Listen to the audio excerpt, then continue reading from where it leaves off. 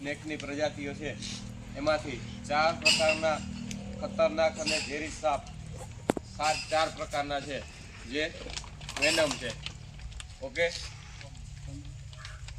કયા કયા હતા કોણ કહેશે? બાય વન ઉપર હાથ કરીને. Yes, common crate. Okay, common crate. Yes, king cobra.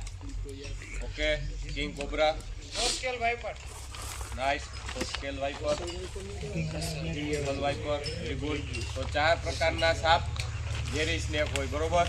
ઝેરી સાપ હોય. એ બધી માહિતી આપણે સર આગળથી ડીપમાં લેશું. સર આપણને કઈ રીતે રેસ્ક્યુ કરવા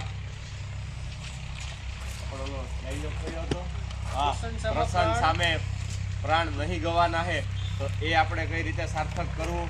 પ્રસન્ન સામે પ્રાણ નહીં ગવાના એટલે હું આપના મિત્ર કે હું માસ્ટર ટ્રેનર થઈ ગયો, મને સાપ પકડતા શીખવી દીધું.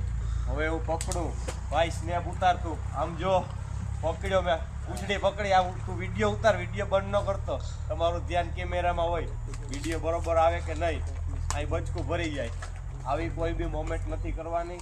તમે આપના મિત્રો છો, તમે આ બધી વસ્તુ શીખેલી છે, તો તમારે એનો સેફલી તમારો પણ બચાવ કરવાનો અને કોઈ બી વિક્ટીમ હોય તો એનો બચાવ કરવાનો. સ્નેક બાઇટ થાય તો તે ભાગને સાબુથી ધોવાનો, કઈ રીતના આપણે એને હલવા નહીં, મોમેન્ટ નહીં કરવા દેવાની, એક જગ્યાએ બેસાડી રાખવાનો. બ્લડ સર્ક્યુલેશન ફેલાય નહીં એ માટે આપણે પાટો બાંધી દેવાનો, કોઈ રૂમાલ બાંધી દેવાનો. બાંધેલી વસ્તુને વારંવાર થોડી વાર 4-6 મિનિટે ખોલ બંધ કરવાની. બાકી તમે ટાઈટ બાંધી દો તો બ્લડિંગ આવું બંધ થઈ જાય, તો ભાગ કાળો પડી જાય. તો અમને ખબર નથી હોતી કે ઝેરી સાપ છે કે બિનઝેરી સાપ. ક્યારેક બિનઝેરી સાપના કરડવાથી પણ વ્યક્તિ ગભરાહટમાં મૃત્યુ પામતો હોય છે.